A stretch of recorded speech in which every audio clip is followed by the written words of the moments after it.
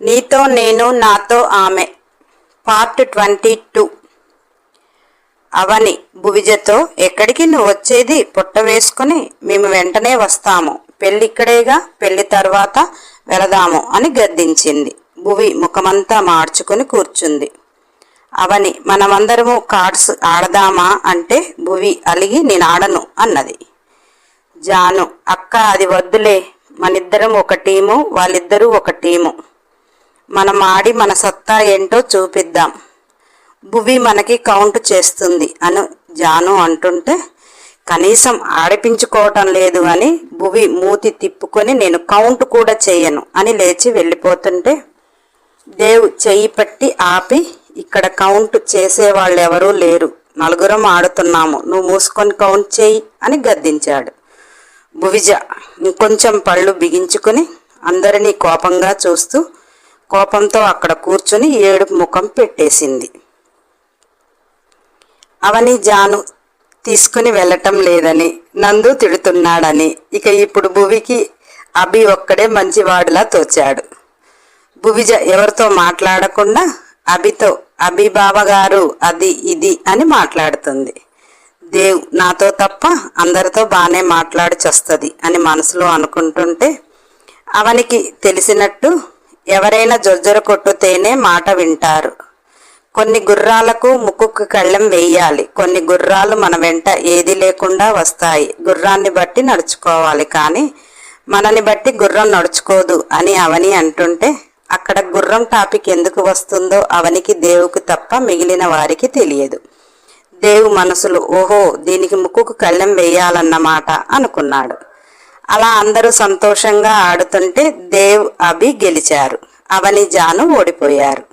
అవని, అయితే ఉదయంలాగా తప్పు ఆడారు మీరు అని అవని గోల చేస్తుంటే భువిజ అవని మీద జాను మీద కోపంతో, బాగానే ఆడారు, మీరు ముక్కలు చూసుకోకుండా వాళ్ళని అంటారే, వాళ్ళు మంచిగానే ఆడారు, నేను చూసే వాళ్ళ ఆట అని భువిజ ఉక్రోషంగా అన్నది. అవని జాను ఒకరి ముఖం ఒకరు చూసుకుని,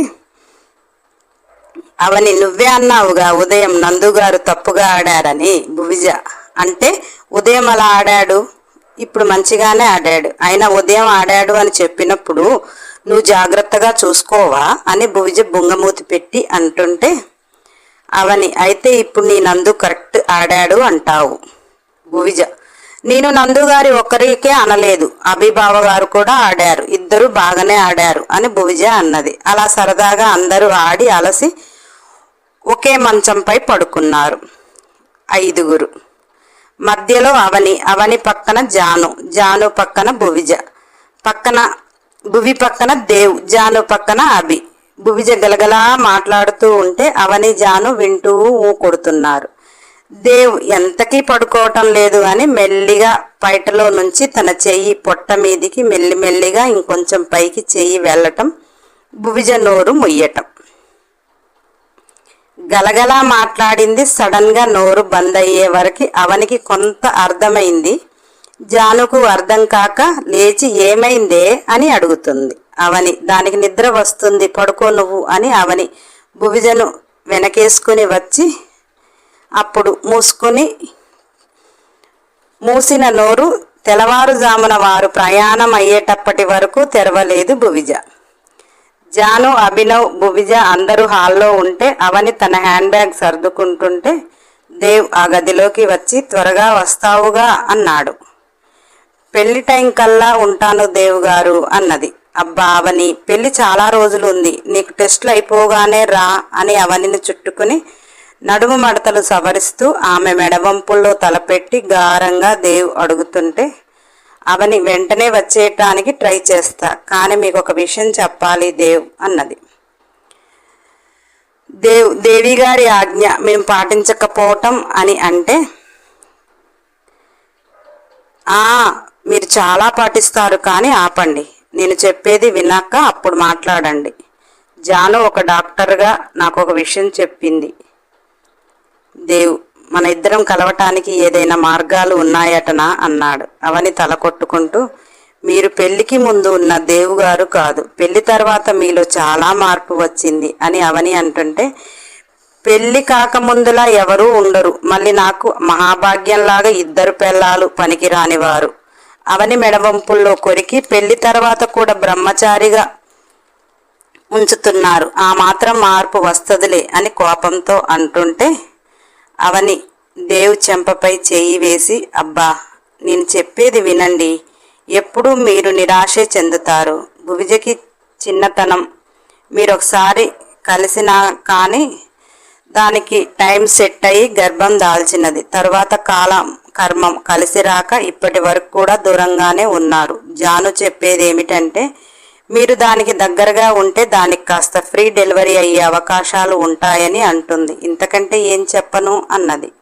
దేవ్, అది ముట్టుకుంటేనే బిగుసుకుపోతుంది. నేనేం చెయ్యను, నువ్వు కూడా చూస్తున్నావుగా. ఒక్కసారి ఒక ముద్దు పెడితే అర్ధగంట కూడా తేరుకోవటం లేదు.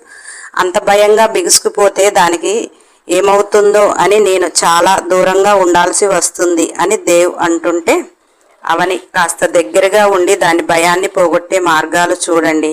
నేను కార్డ్స్ తెప్పించింది కూడా దానికోసమే. చూశారుగా, మీతోటి ఎప్పుడు ఆ మాత్రం కూడా మాట్లాడి ఎరగదు. ఆడుతున్నంతసేపు అది ఎంత ఆనందంగా ఉందో అలానే దాని భయాన్ని పోగొట్టి దగ్గరయ్యే ప్రయత్నం చెయ్యండి. ఇంతకంటే ఏమీ చెప్పలేను నేను. సాధ్యమైనంత వరకు త్వరగా వస్తాను, లేదా పెళ్లికల్లా అందరము కలిసి వస్తాము అని అవని వెళ్ళటానికి చూస్తే దేవ్ అతని మీదికి అవనిని గుంజుకుని ఆమె పెదవులు అందుకుని మిస్ అవుతున్నావు నాకు అనే భావనతో ఒక ముద్దు పెట్టాడు.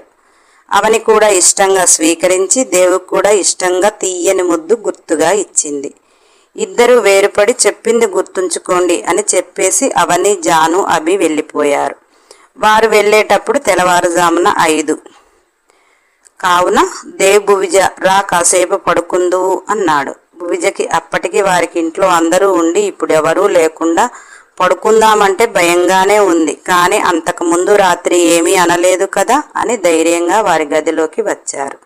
దేవ్ కూడా భువిజకి సరిగా నిద్ర లేదు అని మామూలుగా కౌగలించుకుని పడుకున్నాడు. దేవ్ నిద్రపోయాక భువిజ కూడా ప్రశాంతంగా నిద్రపోయింది. 8 గంటల ప్రాంతాన జానకమ్మ మాటలు వినవస్తుంటే దేవ్ మెల్లిగా లేచి బయటికి వచ్చాడు. జానకమ్మ పనివారితో పనులు చేపిస్తుంది. దేవుని చూస్తూ, అది లేవలేదారా అన్నది. దేవ్, లేదు నానమ్మ అంటూ చెప్పి తను ఫ్రెష్ అవ్వటానికి వెళ్ళాడు.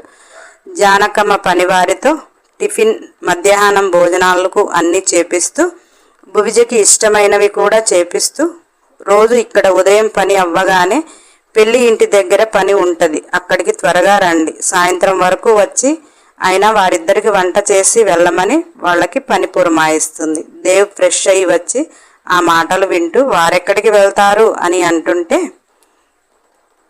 2 ఇండ్లల్లో పెళ్లి పనులు, మనుషులు కావాలి కదా, అందుకే ఇక్కడ పని త్వరగా అవ్వగానే అక్కడ పని చేయటానికి వస్తారు.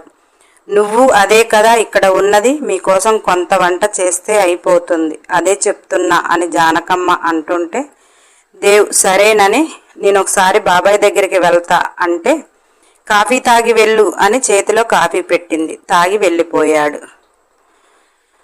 భువిజ మెల్లిగా లేచి స్నానం చేసి బయటికి వచ్చాక జానకమ్మ అన్ని వివరంగా జాగ్రత్తగా చెప్పి, నీకు తినాలనిపించినవన్నీ అక్కడ ఉన్నాయి, నువ్వు తిని వాడికి కాస్త పెట్టు, ఇంట్లో పనివారు ఎవరూ ఉండరు అని జాగ్రత్తలు చెప్పి పనివారిని తీసుకుని ఆమె వెళ్ళిపోయింది. దేవ్ ఇంకా రాలేదు కనుక కొన్ని పాలు పోసుకొని కష్టంగా తాగి టీవీ చూస్తుంది. దేవ్ వచ్చాడు. టిఫిన్ పెట్టవే అన్నాడు. ఫస్ట్ టైం దేవుకి వడ్డించటం. అన్నీ డైనింగ్ టేబుల్ మీద ఉన్నాయి కనుక మెల్లిగా ప్లేట్లో తను ఏం తింటాడో తెలియక ప్లేట్ ఓపెన్ చేసింది. దేవుకి వెళ్ళి చూస్తుంది. ఏమున్నాయో చెప్తే ఏం తింటాడో చెప్తాడు అన్న ఆలోచన లేక అతనేం చెప్తాడా అని చూస్తుంది. భువిజని అర్థం చేసుకొని ఆ ప్లేటు తనే తీసుకొని అక్కడ ఏమేమి ఉన్నాయో చూసి వడ్డించుకొని కూర్చో అని గద్దించాడు. భువిజ మనసులో, అతగాడే పెట్టుకుని తినేదానికి మళ్ళీ నన్నెందుకు గద్దించటం, కోపంతో కూర్చుంది. భువిజ నోటి దగ్గర వడముక్క పెడితే, నేను తింటానండి నందుగారు అని అంటే, నువ్వు రోజు ఎలా తింటావో చూస్తున్నా, మూసుకొని తిను అని గద్దించాడు. మాటి మాటికి తిడుతున్నాడని కోపం చేసుకుని నోరు తెరిచింది.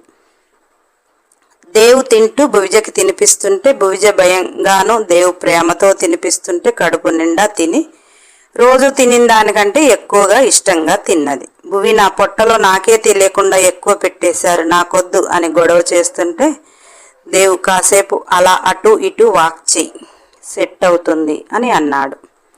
భువిజ అలా అటు ఇటు తిరిగింది. కాసేపు ఇద్దరు టీవీ చూసుకుంటూ కూర్చున్నారు. దేవ్ సరదాగా కబుర్లు చెబుతుంటే నవ్వుతూ భువిజ టీవీ చూస్తుంటే భువిజ నవ్వును చూస్తూ దేవ్ సైలెంట్ అయిపోయాడు. భువిజ మాట్లాడుతూ ఆపేశాడేంటి అనేసి రాత్రి నేను కూడా మాట్లాడితే అతని చెయ్యి ఎక్కడో వేస్తే నేను ఆపేశాను, మరి అతను ఎందుకు ఆపేశాడు అని దీర్ఘంగా దేవ్ కేసి చూస్తుంది. దేవ్ భువిజ నవ్వును చూస్తున్నాడు. భువిజ తన కేసి చూడగానే మీసాలు కొరుకుతూ ఎటో చూస్తున్నట్టు యాక్ట్ చేస్తున్నాడు. భువిజకి కోపం వచ్చి దేవ్ కావాలని చేస్తున్నాడు అని మీకేమైనా చీమ కుట్టిందా అని అన్నది. దేవ్ చీమ కుట్టలేదు కానీ నువ్వు కుడతావా అని అన్నాడు. ఒక్కసారిగా నోరు తెరిచి ఏంటి నేను కుట్టాలా అని దీర్ఘం తీసింది. దేవ్ నవ్వుతూ నిన్నే కుట్టమంటున్నానే, కుట్టవా అని అన్నాడు. నేనెలా కుడతా అని అన్నది. దేవ్ మనసులో దీని మట్టి బుర్రకి ఎప్పుడు అర్థం కావాలి అని ఆలోచిస్తూ ఎలా కుడతారో చెప్తారా అని తన మీదికి గుంజుకున్నాడు. పెదవులు అందుకొని సుతారంగా ఇలా కుట్టవచ్చు అన్నాడు. భువి పెదవుల్లో మధువులను గ్రోలి మకరందాన్ని ఆస్వాదించి భువిజ కళ్ళల్లోకి చూశాడు. భువి పాప కన్నులు అసలే పెద్దవిగా ఉంటాయి, అవి కాస్త ఇంకా పెద్దవి చెయ్యగానే ఆ కళ్ళల్లో దేవుకి ప్రపంచమే కనిపించినంత అనిపించింది. అంటే అంత పెద్ద కళ్ళల్లో తన ప్రతిరూపం స్పష్టంగా కనిపిస్తుంది. దేవ్ భువిజ పెదవులు కొరికి పంటి గుర్తు వదిలి ఇలా కుట్టటం అంటే తెలుసా అని గారంగా అంటే భువిజ పెదాలు మంట పుడుతుంటే తనకు తానే బండబూదులు తిట్టుకుంది. భువి తనకు తానే అసలు చీమ కుట్టిందా అని ఎందుకు అడగాల, తనతో ఎందుకు కుట్టించుకోవాలి, నాకు అసలు బుద్ధి లేదు అని భువిజనే తానే తిట్టుకుంటుంది. ఇంతలో బయట నుంచి ఎవరో వచ్చి దేవుణ్ణి పిలిచారు. దేవ్ వెళ్ళి మాట్లాడేసి లోపలికి వచ్చి భువిజతో నేను సాయంత్రం వస్తా, నువ్వు మధ్యాహ్నం అన్నం తిని పడుకో, నీకు తోడుగా కావాలంటే నానమ్మను పంపుతాను అన్నాడు. భువి ఎక్కడికి అని కూడా అడగలేదు. దేవ్ దాని ముఖానికి అంత తెలిస్తే బానే ఉండు అని మనసులో అనుకుని వెళ్ళిపోయాడు. వెళుతూ వెళుతూ జానకమ్మకు చెప్పి వెళ్ళాడు. జానకమ్మ పిల్ల ఒకతే ఉంటుంది అని వచ్చింది. భువిజ జానకమ్మని చూసి నోరు మూతపడలేదు. జానకమ్మతో జాను అక్క అవని అక్క, జాను అక్క అవని అక్క, వాళ్ళ గురించి తప్ప ఏమీ వేరే మాటలు లేవు, మొగుడు ఆలోచన లేదు అని జానకమ్మ మనసులో అనుకొని తల కొట్టుకొని అన్నం టైం అవుతుంది అని అన్నం తినమని గద్దించింది. భువిజ జానకమ్మని పళ్ళు కొరుకుతూ చూస్తూ ఎప్పుడు ముసలిది గునుగుతూనే ఉంటది అని వెళ్ళి అన్నం పెట్టుకుంటే ఉదయం దేవు తినిపించినది గుర్తు వచ్చింది. పెదవులపై చిరునవ్వు మెరిసింది. అతను తినిపిస్తుంటే ఇష్టంగా తినేసింది కదా. అతని చేతులు పెదవులకు తగిలినప్పుడు గిలిగింతలు భువిజకి ఇప్పుడు గుర్తొచ్చింది. దేవు ఎదురుగా ఉన్నప్పుడు గుర్తు రాల, ఎందుకంటే గుర్తొస్తే సిగ్గుపడాలి కనుక. దేవు తలపులు గుర్తు చేసుకుంటూ అన్నంలో ముగ్గులు వేస్తుంటే జానకమ్మ గట్టిగా అరిచే వరకు గబగబా తినేసింది. కోపంతో ఎక్కువ కూడా తినేసింది.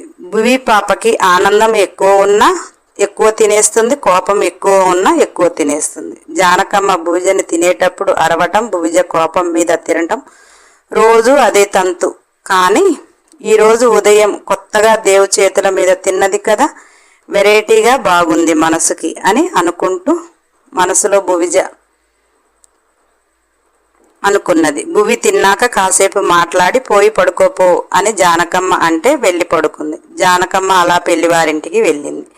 సాయంత్రం భువిజ లేసేటప్పటికి దేవు కాఫీ పెట్టుకుని తాగుతున్నాడు. భువి నందుగారు నన్ను లేపితే నేను పెట్టిస్తా కదా అని భువిజ అంటుంటే దేవు తమరికి కాఫీ పెట్టడం వచ్చా, రాదేమో అని నేనే పెట్టుకున్నా, తాగాను. నీకు కాఫీ పెట్టడం వస్తే రేపొద్దున టేస్ట్ చేస్తాను, రా ఇవి తిను అని అక్కడ ఏదో స్నాక్ పెట్టాడు. భువిజకి కారం కారంగా స్పైసీగా తినటం ఇష్టం.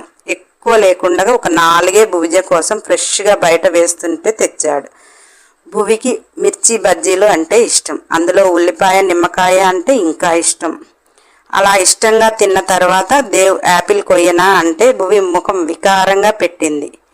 దేవ్ ఏమైందే అంటే భువిజ ఫ్రూట్స్ ఇప్పుడు తినను, నాకైనా ఎందుకో అంతలా ఇష్టం ఉండదు అని తర్వాత తింటాలే అన్నది. దేవ్ కూడా సరేలే అని ఊరుకున్నాడు. దేవ్ ఉదయం నుంచి అమ్మాయి గారు ఇంట్లో ఏం చేశారు అని అడిగితే, భువి ఏముంది, అక్క ఉన్నన్ని రోజులు హాయిగా ఉంది, అక్క వెళ్ళిపోయింది, ఇంట్లో ఉండబుద్ధి కావటం లేదు, అందుకే మనం కూడా వెళ్దామంటే అందరూ నన్ను తిట్టారు అని మళ్ళీ అప్పటి విషయం గుర్తు చేసుకుని అలకపోనింది. భువిజ పెట్టిన బుంగమూతి ముద్దుగా అనిపించింది దేవికి. అయితే మనిద్దరం కార్డ్స్ ఆడదామా అన్నాడు. భువి, మీరన్ని దొంగాటలు ఆడతారు, నేను ఆడను మీతో అన్నది.